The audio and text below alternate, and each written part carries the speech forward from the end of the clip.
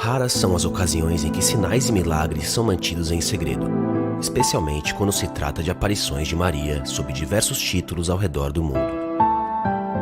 E qual a probabilidade de Nossa Senhora levar sua mensagem para o Brasil em uma vila remota no interior de Pernambuco, numa época em que tantos perigos internos e externos circulavam pelo país?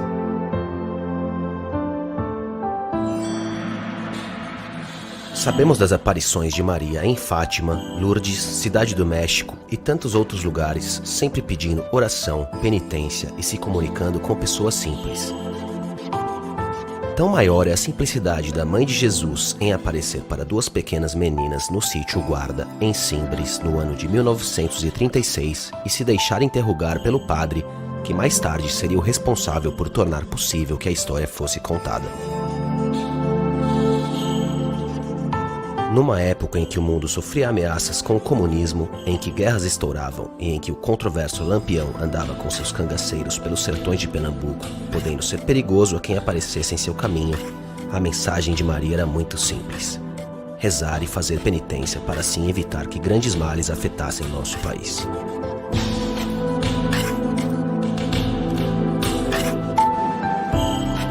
Mas o que levou as duas meninas e o padre que investigou a aparição a fazer 50 anos de silêncio, mesmo com muitas pessoas sabendo do que havia acontecido naquele local? Como pessoas foram curadas e receberam tantas graças, e qual o sentido da mensagem de Maria para nós nos dias de hoje?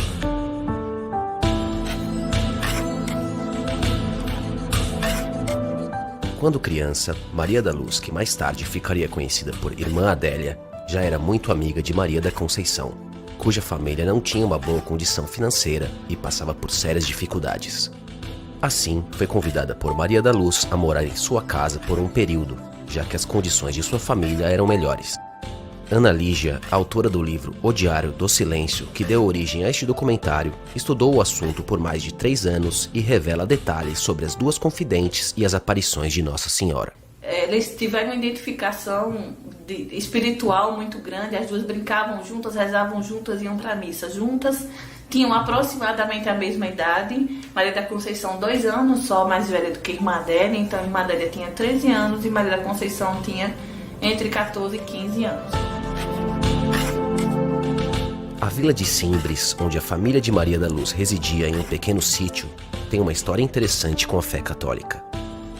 A vila surge em 1659 ou início de 1660, com a fundação de uma missão da Congregação do Oratório pelo padre João Duarte do Sacramento. Em 1762, documentos já citam que naquela vila há uma igreja dedicada a Nossa Senhora das Montanhas. O título vem do fato dos indígenas terem encontrado uma imagem de Nossa Senhora em cima de um tronco de árvore.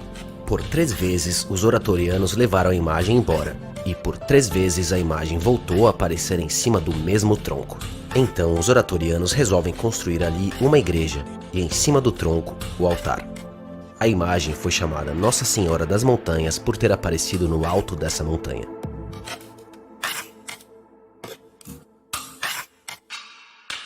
No dia 6 de agosto de 1936, as duas meninas colhiam mamonas nas serras de Simbres, quando Maria da Conceição avista algo que mudaria para sempre a vida das duas e a história da região. Porque era uma mulher muito bonita, segundo elas, com uma criança no colo. Então elas se apressam para chegar perto dessa senhora, mas ao que consta dos relatos, não houve diálogos profundos nesse dia, talvez uma breve apresentação, e elas correram para casa porque já era perto da hora do almoço. Quando chegaram em casa, logo contaram a Alta, mãe de Maria da Luz, que imediatamente pediu que seu marido fosse averiguar quem era essa senhora por medo de se tratar de um grupo de cangaceiros percorrendo as serras de Simbres. É então que identifica-se o primeiro milagre. Ela fica surpresa de como Maria da Luz e Maria da Conceição, duas crianças franzinas ainda, conseguiram chegar até o local que elas apontaram ter visto essa senhora. Era no meio de xique-xique, de cacto, no meio de pedras, lugar escorregadio muito perigoso, com muita dificuldade se conseguia chegar. E elas foram sem rasgar os vestidos, como relata o diário do Padre Kelly. A partir de então, inicia-se uma sequência de aparições que resultam em grande comoção popular, romarias e milagres. Foram mais de 40 aparições de Maria sob o título de Nossa Senhora das Graças, sempre com o mesmo teor, pedindo penitência e avisando sobre o risco do comunismo entrar no Brasil, além de devoção ao Sagrado Coração de Jesus e ao Imaculado Coração de Maria. Como esses comentários aumentaram por demais, a Igreja Católica achou por bem intervir em caráter de prudência e designou o padre José Kerley para ser o inquisidor dessas aparições. Joseph Kerley nasceu em 19 de maio de 1881 em Rheinstetten, na Alemanha. Se formou em medicina pela Universidade de Munique antes de aceitar o chamado de beneditinos alemães a vir para o Brasil, onde foi diretor da primeira escola de veterinária na Universidade Rural de Pernambuco.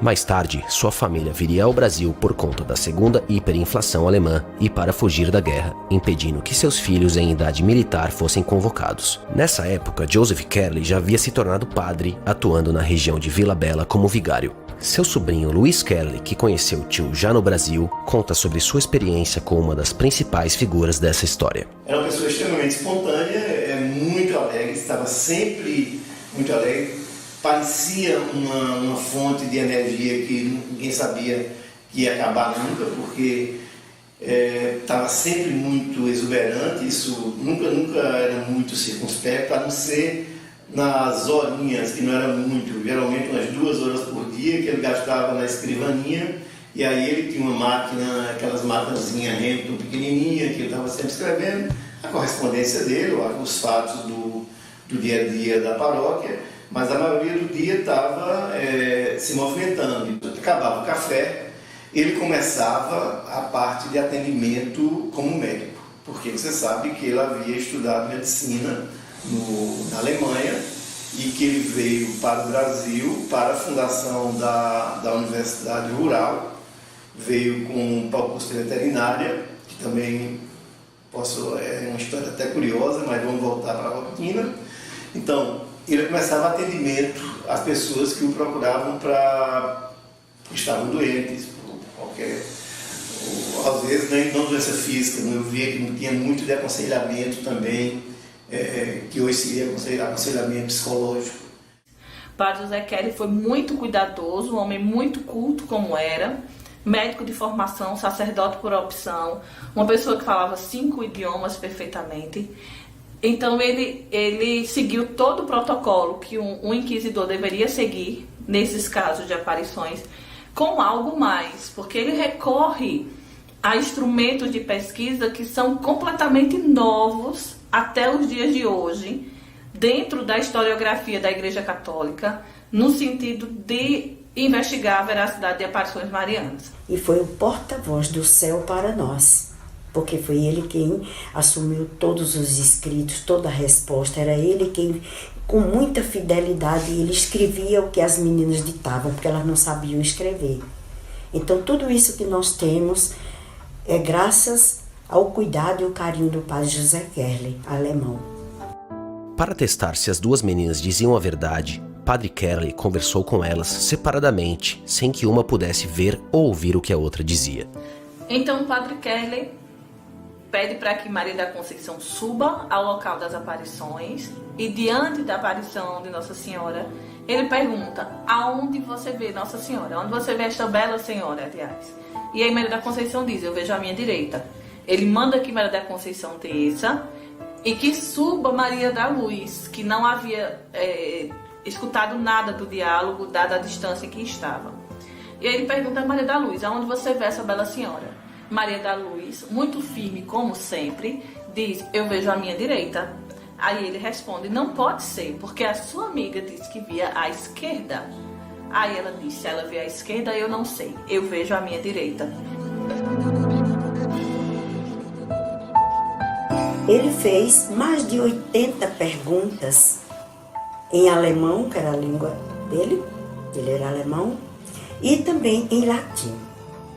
E as meninas respondiam com a maior simplicidade em português. Meninas simples, que não tinham cultura nenhuma, e respondiam a todas as perguntas que o padre fazia Elas respondiam que Nossa Senhora dizia e dava uma resposta em português.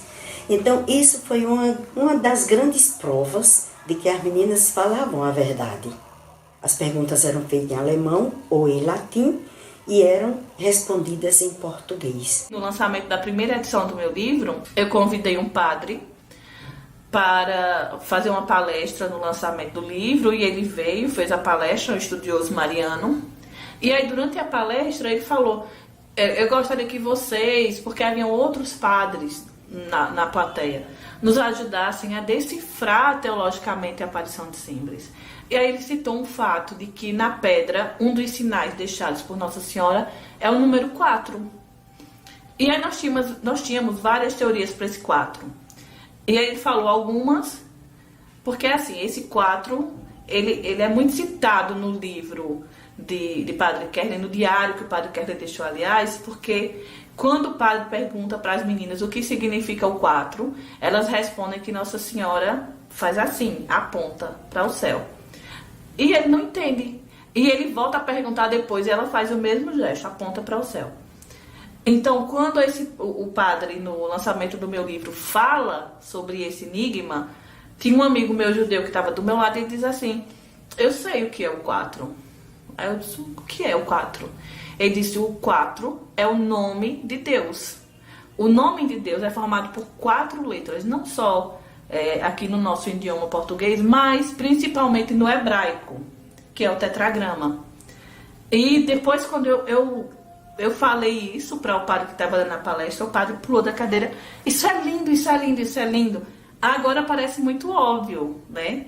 Porque tinha o 4 na pedra e o padre Kerley perguntava às meninas o que significa o 4, as meninas olhavam, a Nossa Senhora fazia. E agora a gente sabe que o 4 significava o tetragrama. Mas é óbvio que a gente descobriu o que é. Antes da gente descobrir, não era. E assim, há muitas coisas dentro das 80 perguntas, os 80 questionamentos que o Padre Kerley faz e que ainda não foram descobertas. Após testemunhar algumas aparições através das duas meninas, investigar e relatar seus documentos, Padre Kerley tinha provas suficientes de que eram aparições legítimas. Ele fez de tudo para proteger as duas confidentes. Maria da Luz quis ser freira, ele ajudou. Tudo indica que Maria da Conceição ou não quis ser, ou quis ser tardiamente. E aí ele já tinha as posses comprometidas com este compromisso com Maria da Luz. E aí Maria da Luz foi para a Congregação das Damas Cristãs, e é onde ela termina a vida na Congregação das Damas Cristãs.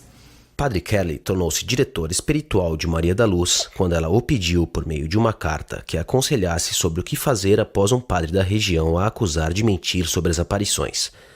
Nessa carta, Maria da Luz relata a Padre Kerley que, ao se confessar com o padre Saturnino da diocese de Pesqueira, o mesmo a chamou de mentirosa, dizendo que ela não falasse que viu Nossa Senhora. Padre Kerley, eu me confessei com o padre Saturnino e ele me chamou de mentirosa e disse que não dissesse que tinha visto. Eu disse que dizia porque eu tinha visto. Ele quis se zangar, mas eu morro por Nossa Senhora.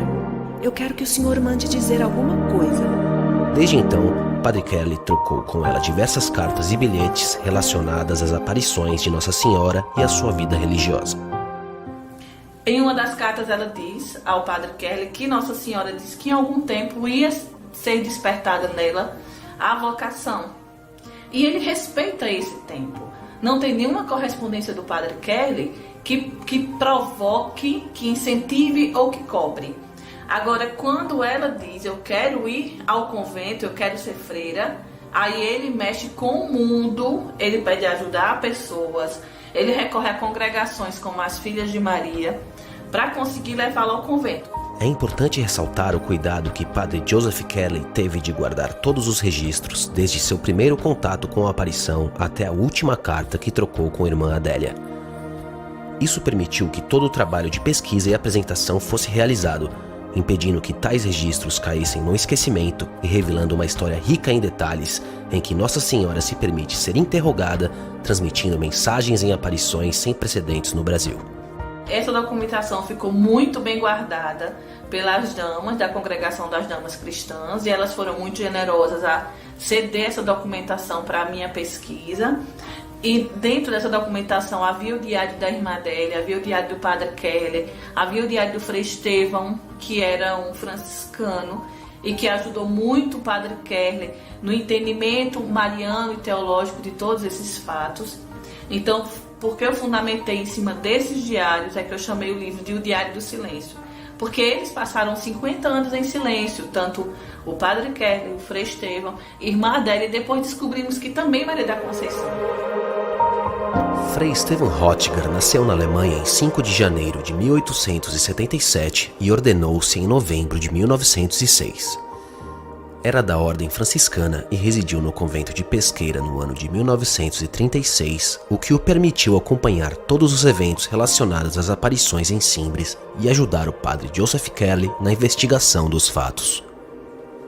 Mesmo após sua morte em 23 de setembro de 1955, ele foi de extrema importância para os estudos sobre as aparições, pois deixou um diário minucioso sobre os acontecimentos em Simbres e foi nos seus escritos que se baseou o livro O Diário do Silêncio. Eu não cheguei a conhecer Maria da Conceição, mas a irmã dela, Dona Júlia, me disse que quando Maria da Conceição, a partir de determinado momento da vida, ia falar da história de Simbres, dizia que não podia porque dava um aperto no coração. Ela não sabia que a irmã Adélia estava fazendo os 50 anos de silêncio. Ela não sabia que o padre Kerley estava, nem que o Frei Estevão estava. E eles fizeram esse silêncio para que pudessem seguir a vida religiosa deles. Foi necessário que fizessem esses 50 anos de silêncio para garantir que irmã Adélia tivesse uma vida religiosa tranquila, evitar que as pessoas a considerassem como uma futura santa e exageros em questões de devoção com sua pessoa. Surgiu até um certo comentário que ela era proibida de contar, de relatar, de falar do assunto, mas a congregação, nossa congregação, nunca a proibiu. E particularmente ela me dizia, jamais, não. Agora, houve um fato que nem todo mundo conhece. É que ela pediu ao seu diretor espiritual que a proibisse de falar. Porque como ela era muito obediente, ela tendo uma ordem externa, para ela era mais fácil. Então ela pediu, aí o ex-confessor, que a proibisse de falar. Então ela se sentiu muito mais segura. Quando as pessoas perguntavam, ela dava sinal de que não tocava nesse assunto. Ela não se sentia superior por ter visto Nossa Senhora. Pelo contrário, ela achava que por ela ter visto Nossa Senhora, ela precisava ser a mais humilde das pessoas. Inclusive, quando rompe-se esse silêncio, é quando ela foi diagnosticada com câncer em estado terminal. O médico deu a ela 3 meses de expectativa de vida. E aí ela pede para vir se despedir aqui em Simbres. E quando ela vem se despedir do local, uma das freiras relatou a mim que ela chorava muito, muito, muito, porque ela teve um conflito muito grande naquele momento. Porque ela achava que, por ela ter feito aquele período de silêncio para que pudesse ter uma vida religiosa, cuidar dos pobres, ser reconhecida e tudo mais, apesar de que muita gente sempre soube quem ela podia ter impedido que muitas almas se salvassem ou se convertessem. Irmã Adélia, já gravemente doente e sentindo sua saúde enfraquecida, decide pedir à sua superiora, Madre Bernadette, que pudesse revelar às suas irmãs do convento a grande história das aparições, que ocorreram quando jovem no sítio Guarda, em Simbres. Então, convidou um grupo de irmãs para que ouvissem seus relatos. E como ela estava muito doente, ela pedia, naquela ocasião, uma oportunidade de ainda voltar lá ao sítio Guarda para que ela pudesse recuperar um pouco o seu pedido de perdão pelo silêncio que ela vivera durante muitos anos. E Madre Bernadette, na ocasião, consentiu. Disse que ela tinha todo o direito de convidar algumas irmãs que ela tivesse mais intimidade para acompanhá-la nessa viagem. Chegando lá, ela nos convidou a subir até o local onde tinha acontecido as aparições. Mas foi muito difícil. Na época, o acesso ao alto do monte ainda era muito difícil, com muitas pedras, degraus estreitos, num percurso muito íngreme. Após uma subida de desafios, chegaram ao alto do monte, onde Nossa Senhora havia aparecido mais de 40 vezes. Irmã Adélia, então, começou a falar e fez uma oração muito forte de desabafo. E ela pedia a Nossa Senhora perdão por todo o tempo que ela tinha se mantido em silêncio, não tinha comunicado, revelado aquela graça, aquele mistério extraordinário. E por isso talvez o Brasil não tivesse melhorado, porque ela não tinha transmitido a mensagem do céu.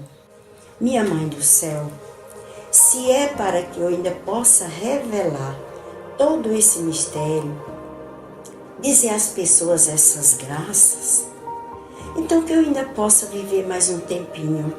A senhora sabe que eu sou muito fraca, eu não sei sofrer. Mas se a senhora quiser que eu ainda espalhe essas bênçãos e graças, a senhora peça a seu filho, peça ao Pai, para me conceder ainda um tempo de vida aqui na terra. Eu sou muito fraca para sofrer.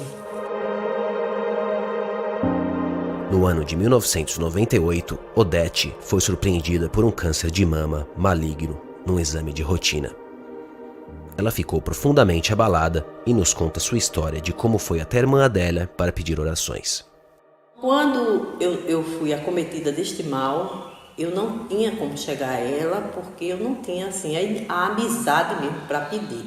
Então, Rosana soube que eu estava doente, aí ela ligou para mim, eu disse, eu queria tanto que ela rezasse em mim, ela disse, eu vou pedir a ela. Irmã Adélia, Odete, que vai muito para cima, está com câncer, a senhora pode rezar nela?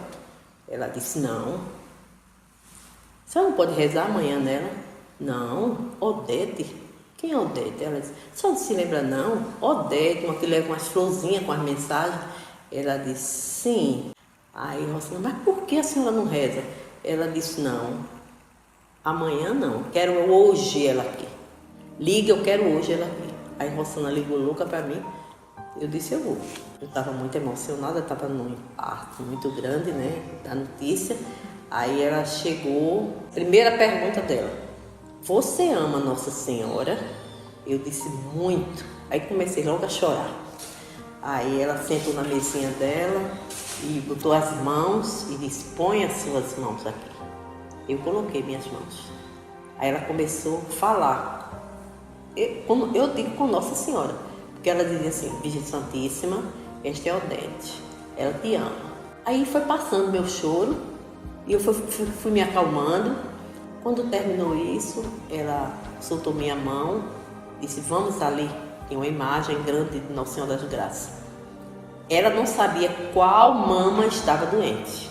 Abriu assim uma portinha, tirou uma garrafinha de água benta de Simbres, falou novamente, fez uma oração a Nossa Senhora em meu nome, falando de mim, pedindo que ela me curasse, que intercedesse junto a Jesus. Pegou a garrafinha de água benta, eu me surpreendi. A garrafinha de água benta e fez assim, na minha mama direita. Ela não sabia qual era a mama que estava doente. Ai, meu Deus. Odete teve alguns problemas de saúde antes de sua cirurgia e com medo de que a doença avançasse, mas confiante na cura, sempre que podia ia rezar junto à irmã Adélia. Fui para Simbres. Eu disse, ela já rezou em mim, mas eu preciso ir no lugar que Nossa Senhora apareceu. Quando eu cheguei lá, que eu subi um monte, que eu já tinha subido tantas vezes, cheguei lá em cima, eu não consegui falar, mas a coordenadora do grupo falou por mim. E eu falei no meu coração com Nossa Senhora, me cure, para que eu possa, para o ano em agosto, estar aqui com as suas mensagens. Rezei e vim embora. Eu tenho uma confiança muito grande na Eucaristia. Confiança porque eu sei que Jesus Eucarístico existe. Está ali e fortalece a gente. Então, todos os dias que eu me acordava fraca, ia para a cidade, assistia a missa, comungava, já voltava outra. Aí, toda vez que eu comungava, eu ficava forte e eu ia embora e não parecia, e não fiquei amarela, esverdeada, como todo mundo fica. Caiu o cabelo. Na mesma semana em que se preparava para fazer sua 5ª quimioterapia, caía o dia em que Odete havia pedido a Nossa Senhora que a curasse para que voltasse a Simbres. Mesmo contra os conselhos e pedidos de família e amigos, e sem a aprovação de seu médico, Odete decidiu que iria até lá. Era uma época de noites frias, sem um lugar adequado para passar a noite. Felizmente, encontrou com a irmã Adélia, que havia preparado um lugar próximo para ela e suas amigas ficarem enquanto visitavam Simbres. Neste ano, quem conduziu a adoração foi a irmã Adélia. Eu ainda ouvi, porque eu ficava perto da igreja, eu ainda ouvi a voz dela conduzindo a adoração. Depois eu adormeci. Me acordei na madrugada, as meninas naquela maior euforia. Nesta noite que ela conduziu a adoração, o ostensório, onde bota aquela hóstia, bota a hóstia grande, ficou todo iluminado e as pessoas fotografaram e todas viram. Eu disse, mulher, pelo amor de Deus, vocês deviam ter me chamado, sabendo que eu estou vivendo um problema desse.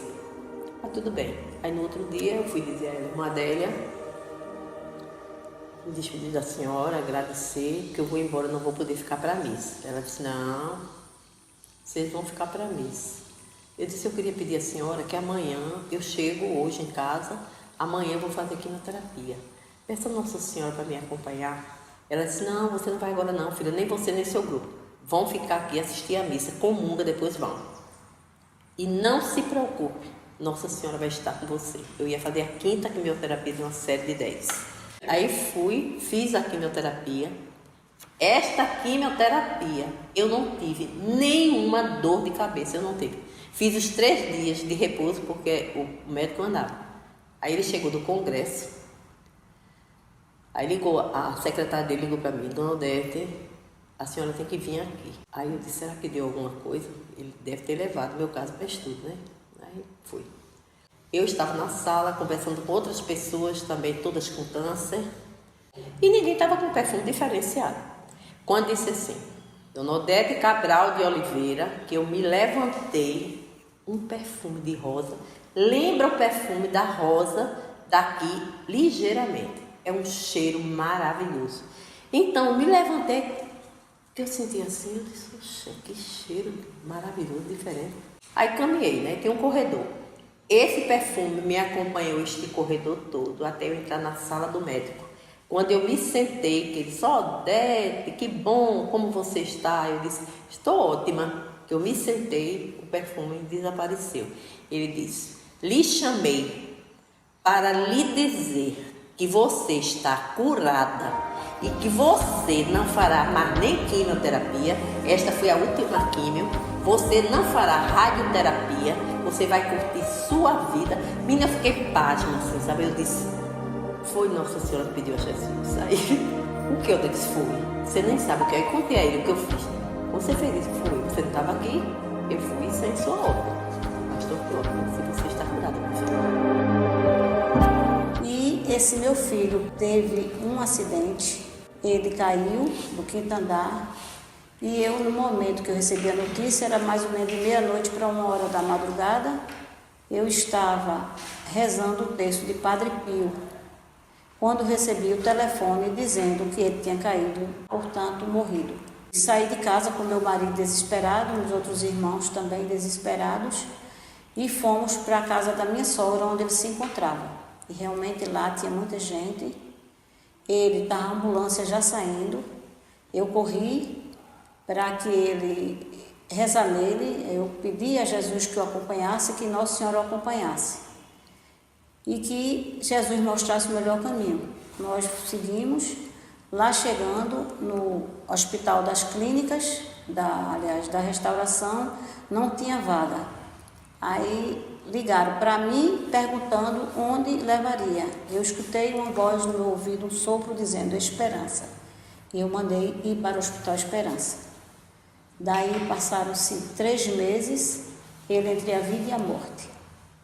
Nesse período, a minha amiga Odete conversou com a irmã Adélia, mas não contou a ela que era proibido contar o que ocorreu com meu filho, porque ela gostava muito de mim. E ela, como era uma velhinha, e não poderia dizer para ela exatamente isso. Então, eu fui lá, depois eu estive lá, E quando eu lá cheguei, ela disse para mim que já sabia tudo, que Nossa Senhora tinha contado para ela o que aconteceu com meu filho. Mas que olhou para mim, botou a mão na minha cabeça, rezou e disse para mim que Nossa Senhora esteve com ela uma noite antes e disse para ela que estava com o meu filhinho, que era o meu filho. A irmã dela contou a ela o acontecido, ela nos chamava, a mim e Odete, como amigas fortes, e disse para Nossa Senhora que o filho da amiga dela forte, que era Nevinha, que sou eu, disse para ela que o que aconteceu com meu filho, todos os pormenores que eu não tinha conversado com ela e nem ninguém conversou, mas ela sabia. Então Nossa Senhora disse que não se preocupasse e que ela estava com ele. E realmente, depois de um período, meu filho, desenganado por todos, o fígado dele partiu em 3 pedaços, foi desenganado, ia submeter-se a outra cirurgia. E a irmã dela rezou por ele, eu fui no Santíssimo rezar também, como ela mandou. E meu filho não chegou a operar, voltou do caminho da sala de cirurgia, tudo restaurado, fígado e a hemorragia. Passaram-se mais 3 meses, ele esteve alta, está aí curado. Eu levei a irmã dela para que ela o conhecesse. Ela, quando olhou, disse que ela estava diante de um próprio milagre. Um acidente foi, eu estive com 8 pessoas no carro, inclusive Maria da Conceição, nós fomos para lá pro Guarda fazer um passeio, né? Passeio mesmo, rever. Eu digo, Maria, dá um passeio lá na tua terra, nunca mais foste lá. E nós fomos. E quando viemos voltando, a motorista querendo levar uma outra para outra cidade, tinha que pegar a lotação de 5 horas da tarde. Então ela arrochou o pé, vencendo, estrada de chão. E simplesmente o carro capotou 3 vezes. Eu não vi porque o aperto foi tão grande assim na hora, o impacto, mas a outra pessoa que estava do lado disse que ela só fez dizer, Maria da Conceição, valei minha Nossa Senhora. E eu sei que nós não sofremos nada, ninguém saiu de dentro do carro, não teve nenhum arranhão, exceto a motorista que teve um corte na cabeça, mas deu tudo certo, não teve problema nenhum. E pronto, ficamos todos salvos, todos felizes. E graças a Deus estamos aqui contando história. Foi um momento assim também milagroso, porque foram 3 capotadas, uma em cima da outra. E graças a Deus estamos aqui contando história. Uma das provas que eu acredito na veracidade das aparições é o aumento de pessoas, né, que estão indo lá ao sítio Guarda. O número muito grande de pessoas que procuravam a irmã Adélia para aconselhamento familiar. Houve muita mudança de família, muita conversão pessoal. Nós temos aí em jornais, aí mesmo, até no dia mesmo da morte de irmã Adélia, a capela superlotada, a capela do Colégio Damas, e as pessoas iam dar os depoimentos, mas eram depoimentos constantes. Todo mundo queria usar o microfone e se pronunciava. E depois nós recebemos aí tem até uns depoimentos de pessoas com curas através de orações, né? Filhas revelando, escreveram para nós. Nós estávamos juntando esses documentozinhos também e comprovando curas, melhoras de saúde, coisas assim muito fortes, mas muito convincentes. Nós temos inclusive provas dentro do próprio instituto, do nosso instituto, de curas de familiares nossos, de câncer, de doenças muito graves e sérias, mas cura verdadeira. Infelizmente, não foi pedido, solicitado aos médicos laudos comprobatórios, não é? Porque isso era interessante, como o de irmã Adélia mesmo. Quando voltamos daquela viagem que nós falamos, depois de algum tempinho, ela voltou ao médico. E o médico se surpreendeu e disse: o que é que houve? Não se explicava o que é que tinha acontecido. Ele era o médico dela, sabia que ela estava cancerosa, em alto grau, em instâncias talvez derradeiras. E de repente, Ele disse, está curada.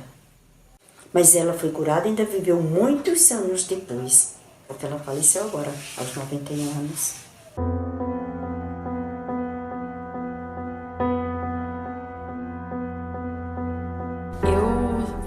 Sempre tive o sonho de ficar grávida, fiquei grávida em março e graças a Deus uma gravidez muito tranquila. Não tive problema, não enjoei, não sentia nada, não tinha nada que me incomodava. Continuei minhas atividades normais, trabalhando normal. Aí quando eu fui fazer a ultrassom de 32 semanas, diferente de todas as outras ultrassons, demorou um pouco mais. A doutora Patrícia ficou tentando investigar e dizendo que a posição não estava bem, que eu fosse fazer xixi, que eu voltasse, que desse uma caminhada para poder visualizar a minha bebê melhor. Ela chegou para mim e disse assim, olha, Noemi, Maria Júlia ainda é um bebê, 32 semanas, ela está com 7 meses e pouquinho, e a gente não pode falar nada agora, mas eu vejo uma alteração nos ventrículos e pode ser uma hidrocefalia. Você não se preocupe, não quero que você coloque nada na internet por enquanto, para você não se assustar. Pronto. Dizer para não colocar na internet é a mesma coisa que dizer que coloque. Quando eu saí dali, meu mundo caiu. Minha bebê, que vinha bem, que vinha normal, tinha alguma anormalidade que quando eu coloquei na internet poderia ser uma bebê que tivesse a cabeça deformada, que não fosse uma criança saudável, que inúmeras coisas de terríveis a internet mostrou. A hidrocefalia é uma doença rara ocasionada pelo acúmulo de fluidos nas cavidades cranianas, causando dilatação na cabeça e pressão no cérebro. Ela pode acarretar problemas na visão, cognição e funções motoras. A partir daquele momento ali, eu comecei a me sentir muito culpada, e individualista, assim, porque eu não entendia por que eu não poderia ter uma criança que não tivesse problema, que não fosse uma criança que não tivesse saúde. E eu me culpava e pedia a Deus que minha bebê viesse com saúde, que eu queria muito que viesse com saúde, mas que se não viesse, que me desse força para eu compreender e conseguir aceitar, porque eu não estava conseguindo lidar com aquilo ainda. Ali eu decidi visitar a imagem que pertenceu a Maria da Conceição, lá na casa de Ana Lígia, e lá eu intercedi, eu pedi, eu supliquei, eu pedia pela saúde da minha filha, que eu tivesse a honra de poder ter ela com saúde. E a partir dali eu entreguei e confiei e pedia para que fosse feito melhor. Por causa da alteração no exame, Noemi foi aconselhada a fazer ultrassonografia a cada 15 dias. 15 dias depois, a alteração havia desaparecido. E ali eu tinha certeza da comprovação do meu milagre. A moça que estava fazendo a ultrassom, ela chegou a dizer assim, você fez alguma promessa, né, para que sua filha viesse bem. Graças a Deus desapareceu, a gente não encontra nada. E dali eu saí com a certeza de que a minha filha estava ótima, que estava tudo bem, e fui seguindo minha vida. Com 15 dias eu voltei e o ventrículo estava lá alterado novamente. Dessa vez não suspeitaram de hidrocefalia, suspeitaram de ventriculomegalomania. E aí era que a situação era pior, porque ventriculomegalomania era como se fosse uma criança que não tivesse ação, uma criança que não falasse, uma criança que não andasse, uma criança que não se sabia, não se esperava, não. E a cada 15 dias o ventrículo diminuía, o ventrículo aumentava, o ventrículo... E eu falava com várias pessoas e pedia para várias pessoas rezar, mas eu não queria que ninguém soubesse o que estava se acontecendo. Eu não estava bem. E uma das ultrassons chegaram a suspeitar da síndrome de Dandy-Walker, uma variação, que também foi outro abalo gigante. E aí, eu já estava perto das 40 semanas, eu queria muito ter tido parto normal, não consegui, entrei para indução, cheguei nos 10 centímetros, passei 2 horas e meia no possível, mas não é como a gente quer, é sempre como Deus quer. Assim que Maria Júlia nasceu, que tiraram ela, era uma bebê que eu não sei explicar o sentimento. Era uma bebê que quando o Dr. Reginaldo, o neonatologista e pediatra dela pegou, que disse assim, nossa, nasceu uma menina de 1 mês, que ela, graças a Deus, era uma menina grande feito eu. Então assim, quando pegou, que viu que graças a Deus era uma criança aparentemente normal, mas o probleminha estava na cabeça, não era no corpo, não era nada interno. Então, a gente ainda no hospital, Maria Júlia com um dia, Dr. Regi, que a gente chama Dr. Regi, ligou pra mim e disse assim, Noemi, a gente precisa fazer a ressonância dessa bebê pra gente ter certeza. Aí ele marcou pra sexta-feira, Maria Júlia nasceu na terça, eu saí numa quinta, na sexta-feira a gente foi fazer a ressonância. Quando eu cheguei lá, eu não sabia que para fazer a ressonância tinha que estar 4 horas em jejum. E aí o médico pediu para voltar na segunda-feira. Começou um tormento, porque como era que uma criança recém-nascida de menos de 8 dias ia passar 4 horas de jejum para poder fazer a ressonância. E a partir dali, eu tinha certeza que Maria Júlia era meu milagre, porque ela se mexia, ela se movimentava, ela, graças a Deus, e aparentemente era uma criança, como o Dr. Regi disse, aparentemente era uma criança normal. E aí, quando foi feita, na segunda-feira, ela, como um milagre, ela passou as 4 horas sem chorar. Ela passou as 4 horas. Não sei explicar como, também não sei. Foi Deus, foi Nossa Senhora que colocou os mantos protetores sobre ela e fez com que em 4 horas uma criança recém-nascida não chorasse, não quisesse o leite dela. E a gente fez a ressonância e eu não consegui entrar para fazer o exame, porque tem que fazer a sedação da bebê, né? Então a recém-nascida sedada eu chorava muito, eu fiquei do lado de fora muito enlouquecida, se é que eu posso dizer assim, porque o exame demora bastante, que eu precisava ver essa alteração. E na sexta-feira, quando eu fui pegar o exame dizia que tinha alteração e que era uma alteração normal, que no grau de normalidade ela era uma criança normal. Então ali estava a prova do meu milagre e ali estava o que existia de alteração ali. Alguns estudiosos chegam a dizer que é a cicatriz do meu milagre. E hoje, graças a Deus, Maria Júlia com 6 meses é uma criança normal, é uma criança que não tem nada, é uma criança que, graças a Deus, não tem alteração nos ventrículos. E eu só tenho que agradecer primeiramente a Deus e a Nossa Senhora, porque eu não tenho dúvida que foi mediante as intercessões que ela fez por mim que a minha filha veio saudável.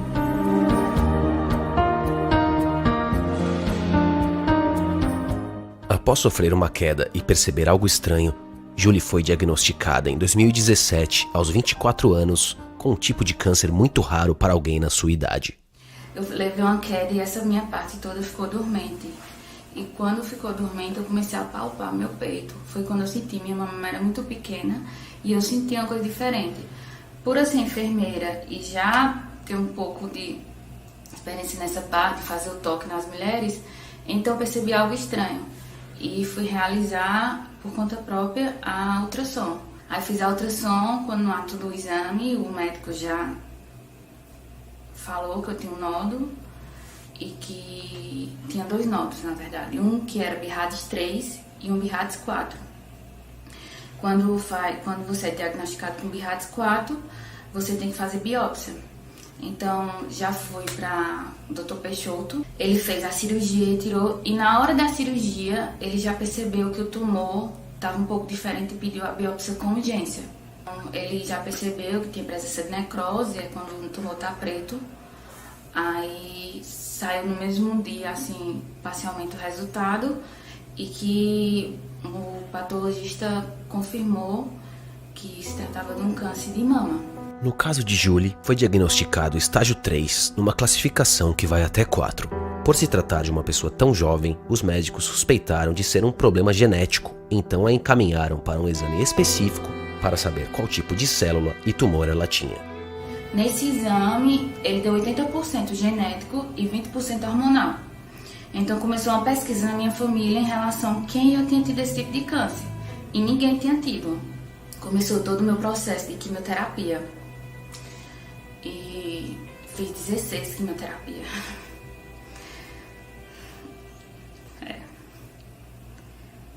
É bem pesado. que é muito ruim. Eu tinha os cabelos longos caindo na primeira sessão. Porque eles fizeram um protocolo que é muito forte pra mim.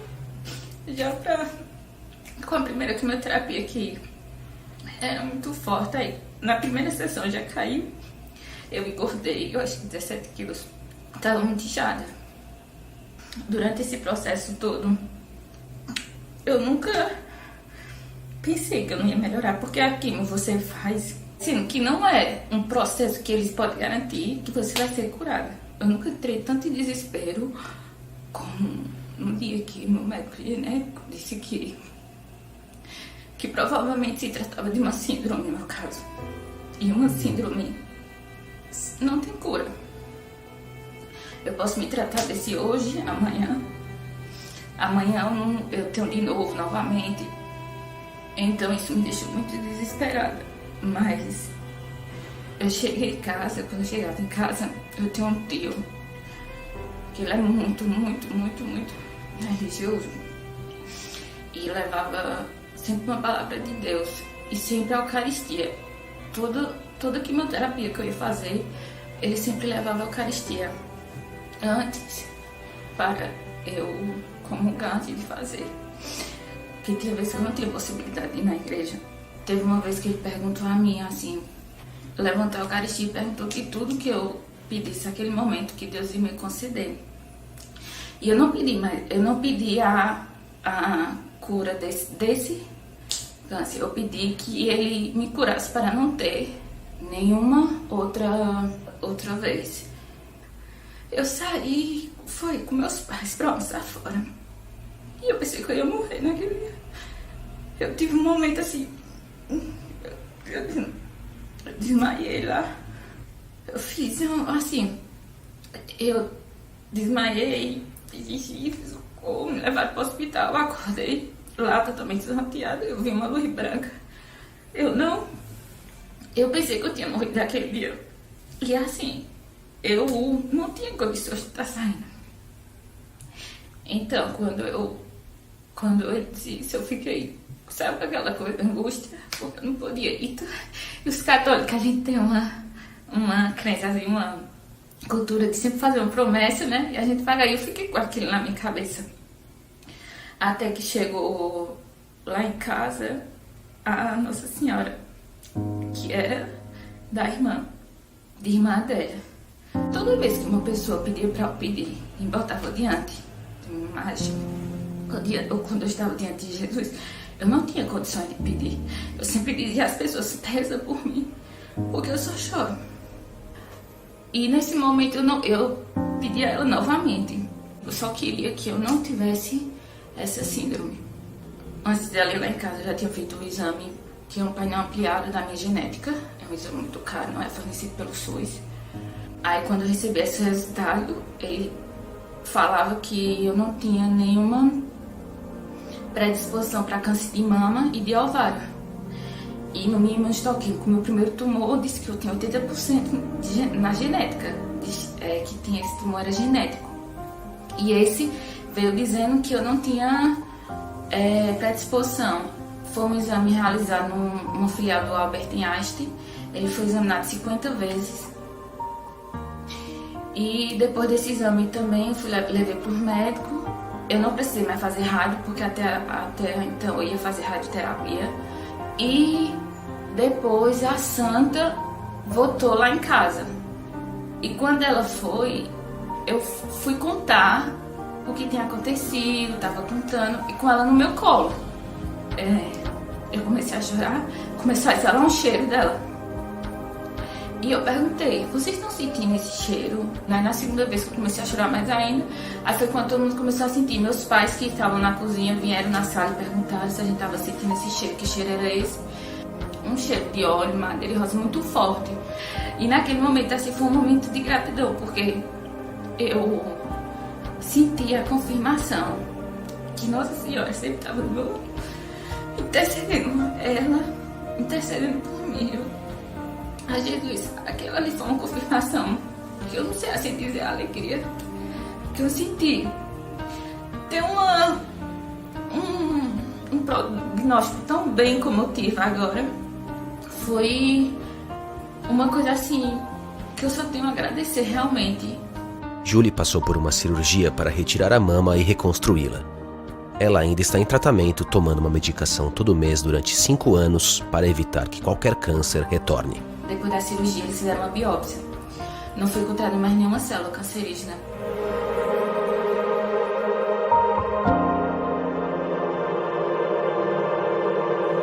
Essa caminhada que eu tive, né? Irmã dela sempre presente. Amo muito Nossa Senhora, agradeço muito por ela ter colocado a irmã dela no meu caminho. Eu tive a cura física, mas também a minha cura espiritual. Hoje sou uma pessoa consagrada. Falo muito as coisas que a irmã dela, como ela ensinava a gente. Eu tenho certeza absoluta que meu milagre veio através da intercessão de Nossa Senhora. E eu só tenho que agradecer a Deus e a ela por esse milagre.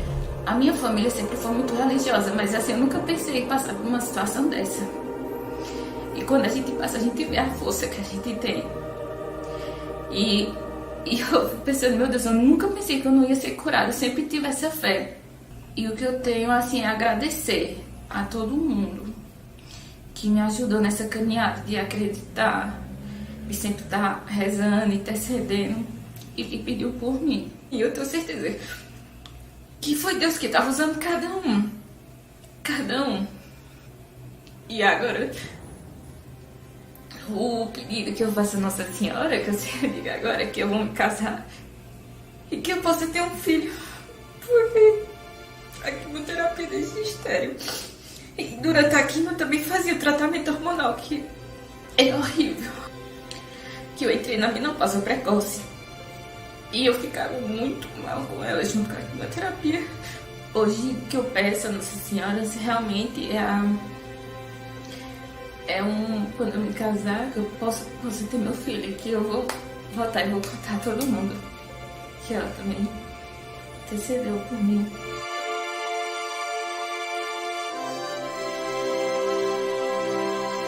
Algumas pessoas realmente, no momento de uma oração forte com ela, com a irmã Adélia, sentiram realmente. Mas isso são coisas assim muito pequenas que muita gente não acredita. Então nós silenciamos, né? Nós ficamos um pouco mais presas às curas, às conversões, a mudanças de vida, né?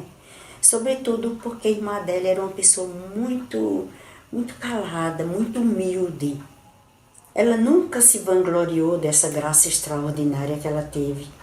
Pelo contrário, ela fugia das ocasiões de se revelar.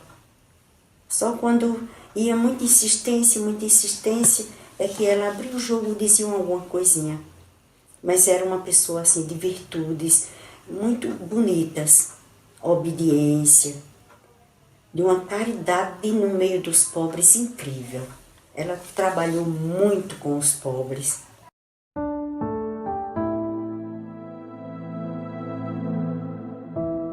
Acompanhamos até o último dia, nós estivemos com ela.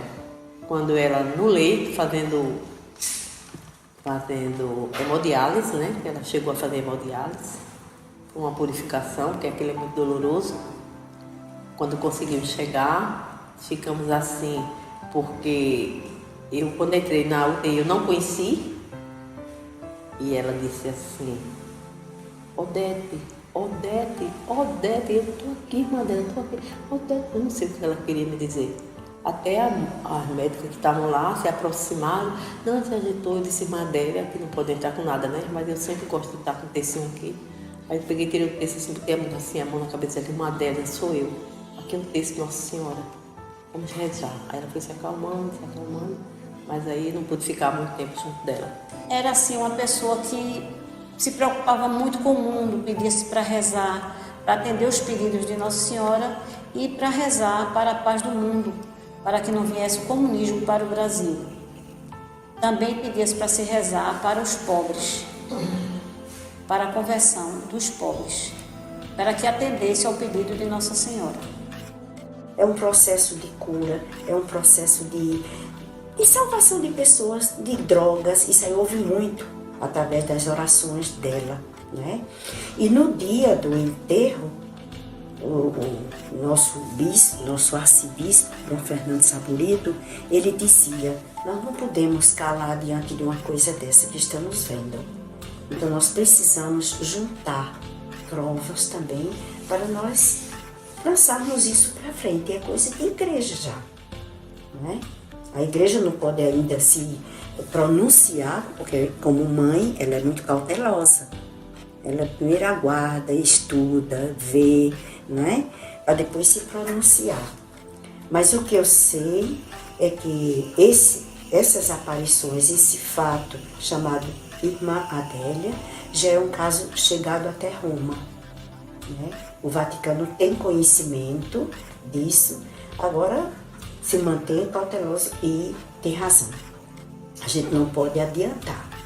Agora, as pessoas é que não se calam diante de coisas grandes, não é? São coisas misteriosas, a gente não explica, porque são coisas do céu, são coisas sobrenaturais, mas não há como negar.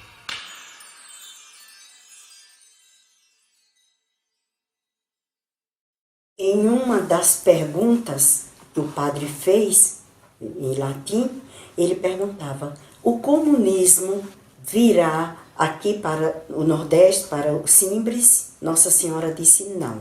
Ele perguntou novamente: virá para o Brasil? Ela disse sim, se não rezarem e não fizerem penitência. Aí agora a gente já vê um pouco essa realidade, não é? Está aí, estamos ameaçados de uma mudança trágica de um sistema de governo. E a gente vê como é que o Brasil está encarando uma vida de oração, uma vida familiar correta. As leis que estão sendo realmente totalmente aprovadas agora, contra a família, a favor do aborto. Então a gente não pode esperar outras coisas, né? Cortou a oração, tirou a vida familiar, essa vida de honestidade, de formação nas crianças. Então a gente não pode esperar outra coisa senão o cumprimento da palavra de Nossa Senhora. E que Deus nos permita que isso não chegue até nós.